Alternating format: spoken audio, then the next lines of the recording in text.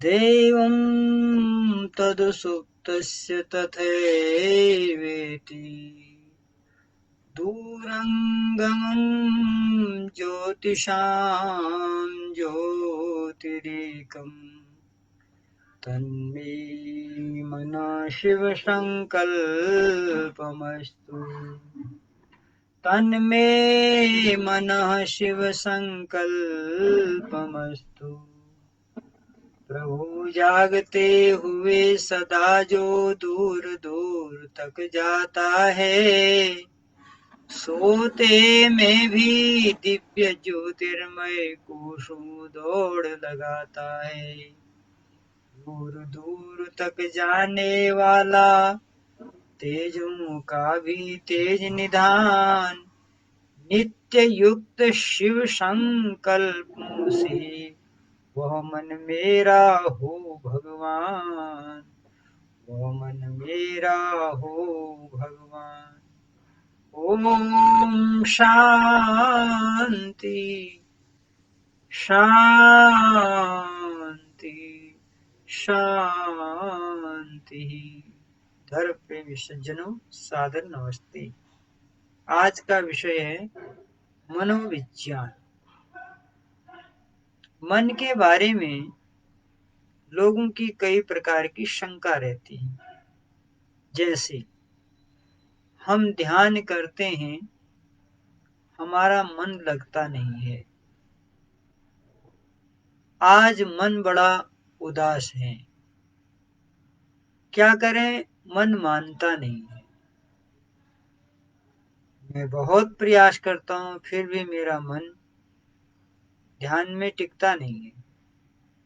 ये अनेक प्रकार की शंकाएं लोगों के मन में मन के प्रति रहती है।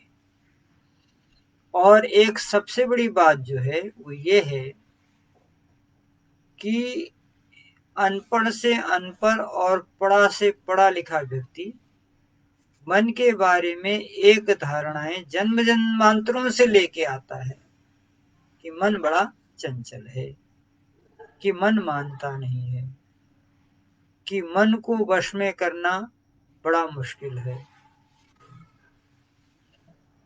अब दूसरी ओर यदि आप वैदिक दर्शन का अवलोकन करें तो वहां ये हमारी समस्या चुटकी बजाते ही समाप्त हो जाती है।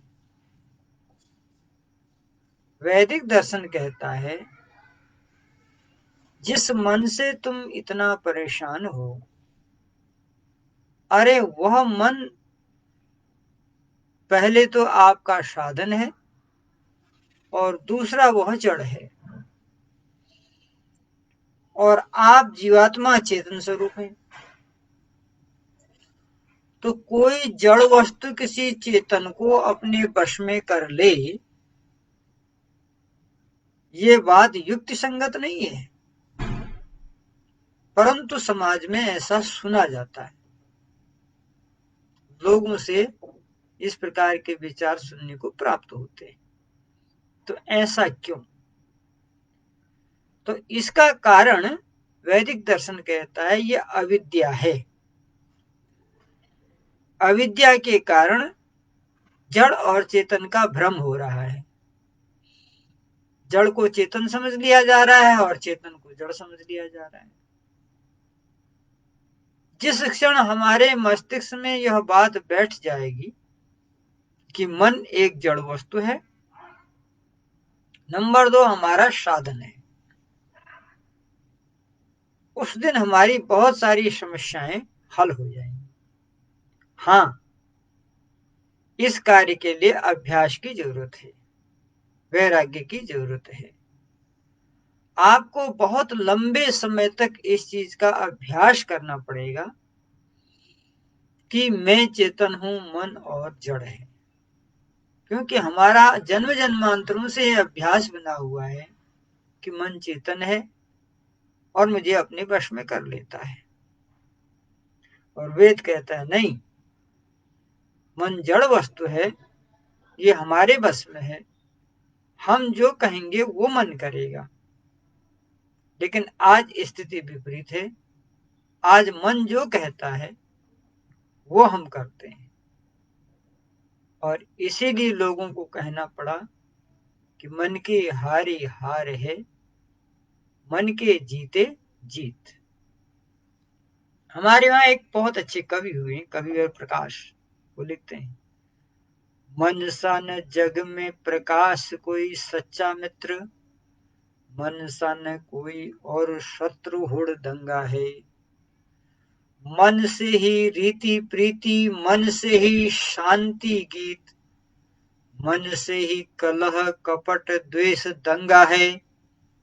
मन ही मिलाता ईश, मन ही दिलाता मुक्ति, मन ही तो डालता सुकर्म में अड़ंगा है। मन है मरीज तो लजीज कोई चीज नहीं, मन यदि चंगा तो कठौती में गंगा है। यह विचार का विनिधि है। तो इसलिए जब कोई व्यक्ति ये विचार देता है या जिज्ञासा प्रकट करता है कि मेरा मन ध्यान में नहीं लगता है, यहां पर वाक्य दोष है। और वाक्य दोष ये है कि मन का जो विषय है वो है लगना। मन बनाया ही है प्रकृति से परमात्मा ने कि हम इसको जहां चाहें वहां लग जाए, हमारा साधन है। जैसे हम अपनी गाड़ी में बैठे हैं तो हमको जिधर को जाना है गाड़ी उधर को जाएगी, और कोई ये कहे कि हमको जाना है पूरब को, गाड़ी हमारी पश्चिम को जा रही है, तो इसमें दो तीन बातें हो सकती है। नंबर एक, गाड़ी चलाने वाला ड्राइवर कुशल नहीं है। नंबर दो, हमारा गाड़ी पर नियंत्रण नहीं है। और नंबर तीन, हमें लक्ष्य का पता नहीं है। ऐसी स्थिति में गाड़ी हमको अपनी ओर ले जा सकती है।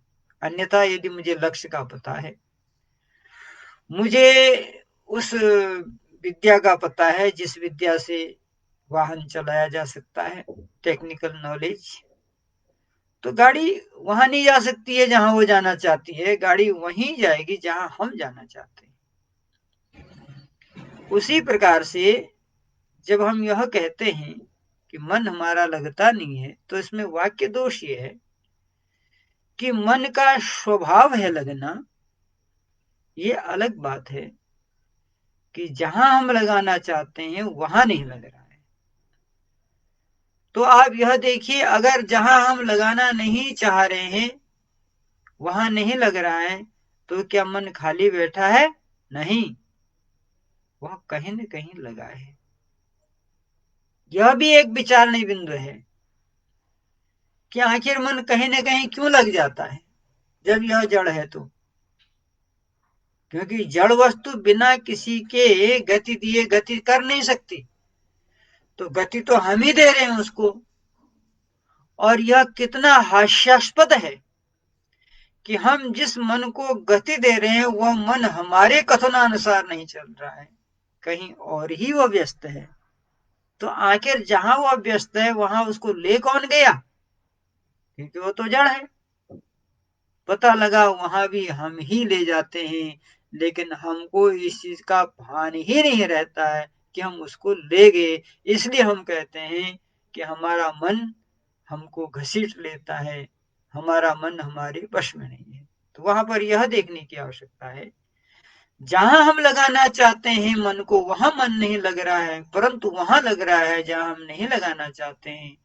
तो यहाँ एक गंभीर विचार यह है कि जहां वह मन लगा है वहां भी उसको लगाने का अभ्यास हमने ही कराया है।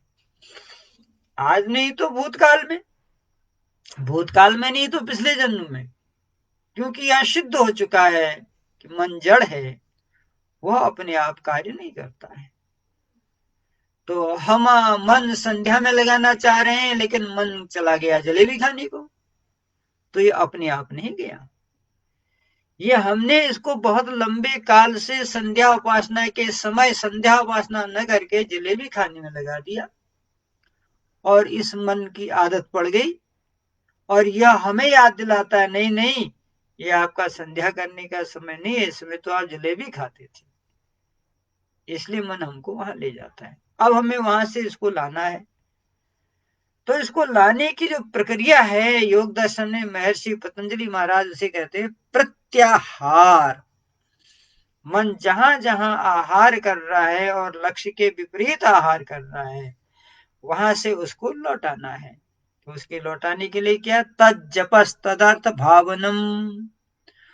मन को अब उस जाप में लगा दो जिधर आप मन को ले जाना चाहते हैं। तो मान लिया जाए आप परमात्मा में मन को ले जाना चाहते हैं और मन आपका जलेबी में गया हुआ है, तब करना क्या है, तब आपको बड़े शांत चित्त से मन में जलेबी की जगह ओम का जाप करना है।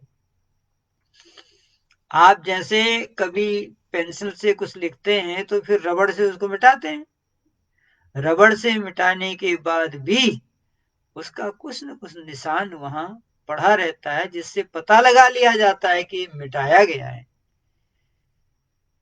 ठीक इसी प्रकार से आपके अंतःकरण में जलेबी के संस्कार को हटाना है और ओम के संस्कार को डालना है। तो यह ओम का संस्कार आप एक दिन में नहीं डाल सकते। इसीलिए जप, जप का मतलब यह है कि ओम शब्द की बार बार पुनरावृत्ति और अर्थ के साथ पुनरावृत्ति।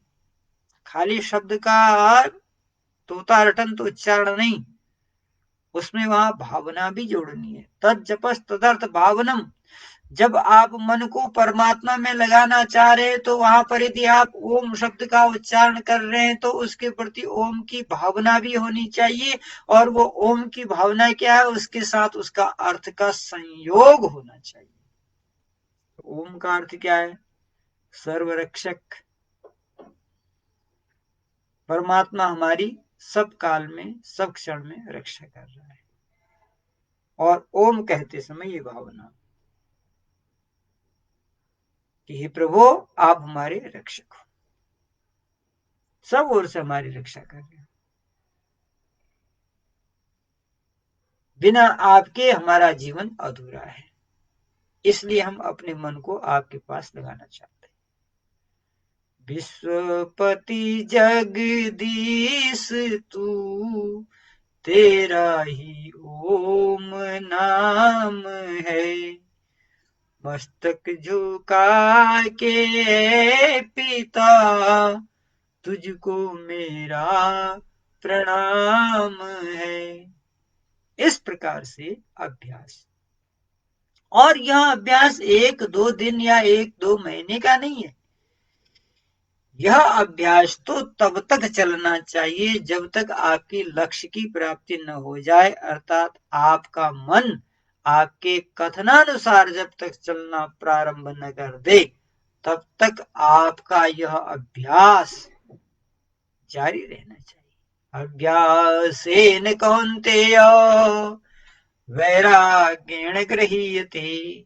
हे कुंती पुत्र, अभ्यास और वैराग्य से तुम इस मन को जिधर चाहो उधर लगा सकते हो। तो अभ्यास तो समझ में आ गया कि प्रतिदिन निर्धारित समय पर न्यून से न्यून 1 घंटा, गृहस्थी के लिए महर्षि देव दयानंद महाराज कहते हैं कि गृहस्थ व्यक्ति को न्यून से न्यून, कम से कम 1 घंटा प्रतिदिन निर्धारित समय से ईश्वर का चिंतन मनन करना चाहिए। दोनों समय करना चाहिए, प्रातः काल भी और सायंकाल भी। और वैराग्य, वैराग्य का अर्थ यह है कि मन को आप जिस दिशा में ले जाना चाहते हैं उस दिशा के विपरीत विचार जब आपके मन में आए तो आप उन विचारों को आने न दें, विवेक पूर्वक समझा करके, हठ पूर्वक नहीं, बुद्धिमत्ता पूर्वक, कि देखो भाई अब हमने अपने जीवन का ये लक्ष्य बना लिया है और अब तुमको इसी लक्ष्य पर चलना है, इसी के लिए जीना है, इसी के लिए मरना है, इसके अतिरिक्त और कोई दूसरा लक्ष्य नहीं है। लक्ष्य से प्यार होना चाहिए। और जो विचार आ रहे हैं उन विचारों का त्याग, इसी का नाम है वैराग्य। लेकिन ये विचार हठपूर्वक नहीं रोक सकते, इनको आप चिंतन पूर्वक कर सकते हो। बड़े भाग मानुष तन पावा, सुर दुर्लभ सदग्रंथ निगावा। ये जो मानव शरीर रूपी में जो मन है, ही मन तू गधा के शरीर में था, बिल्ली के शरीर में था, घोड़े के शरीर में था, गेंडा के शरीर में था, सांप के शरीर में था, बिच्छी के शरीर में था, लेकिन तुझे वहां शांति नहीं मिली, अशांत था। परमात्मा को तेरे ऊपर बड़ी दया आई, तुझे मानव शरीर में भेज दिया। अब इस मानव शरीर में अगर तू फिर वही प्रवृत्ति करेगा जो कुत्ते की थी, जो गधे की थी, जो बिल्ली की थी, जो सांप की थी, वही प्रवृत्ति अगर इस मानव शरीर में भी चालू रही, तो फिर तुम्हें उन्हीं योनियों में परमात्मा भेज देगा। इसलिए ये चांस है, इसको हाथ से जाने न दो। दो घड़ी भगवान का ले नाम तू, छोड़ कर दुनिया के सारे काम तू। दो घड़ी का ध्यान भी रंग लाएगा, दे समय थोड़ा सुबह और शाम तू। दो घड़ी भगवान का ले नाम तू। इस प्रकार से प्रतिदिन अपने मन को परमात्मा में लगाएं, और इस शरीर में ही हृदय स्थान पर नाभि के ऊपर दो स्तनों के बीच में जो गर्त सा भाग है, इसी गर्त भाग में पुरुष और परम पुरुष, पुरुष ने जीवात्मा, परम पुरुष ने परमात्मा, दोनों साथ साथ रहते हैं। जब जीवात्मा परमात्मा की ओर मुख कर लेता है तो उसका मन शांत हो जाता है, फिर वह जिधर मन को चाहे उधर मन जाता है, फिर उसका मन उसके वश में हो जाता है। तो आओ हम भी नित्य अभ्यास और वैराग्य के द्वारा मन को अपने वश में रखें। यही मनोविज्ञान है कि मन जड़ है, मैं चेतन आत्मा हूं, जिधर मैं चाहूंगा उधर मन जाएगा। आज के विचारों को यहीं पर विराम देते हैं। इत्योम शांति।